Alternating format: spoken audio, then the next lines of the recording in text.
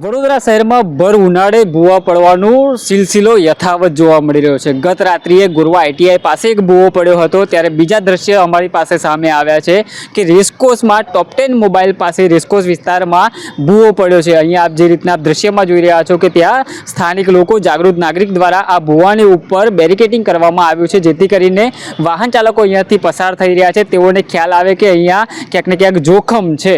જે રીતના વડોદરા શહેરમાં અલગ અલગ વિસ્તારોમાં ભર ઉનાળે ભૂવા પડી રહ્યા છે, ત્યારે રેસકોર્સ વિસ્તારમાં ટોપ 10 મોબાઈલ પાસે જે ભૂવો પડ્યો છે ત્યાં સ્થાનિક લોકો દ્વારા બેરિકેડિંગ કરી દેવામાં આવ્યું છે। વાહન ચાલકોને ખ્યાલ આવે તેવી વ્યવસ્થા તેમના દ્વારા કરવામાં આવી છે, પણ ક્યાંક ને ક્યાંક જો અહીંયાથી આ ભૂવો જે પડ્યો છે એ જગ્યા પરથી જો ભારદારી વાહન પસાર થાય તો ચોક્કસથી આ ભૂવાની અંદર વાહન ખાબકે તેવી સ્થિતિ અત્યારે જોવા મળી રહી છે। સ્થાનિક લોકોની અને વાહન ચાલકોની એક માંગ છે કે આ વહેલી તકે આ ભૂવાનું સમારકામ કરવામાં આવે, જેથી કરીને કોઈ અકસ્માત બનતા પહેલા ટાળી શકાય।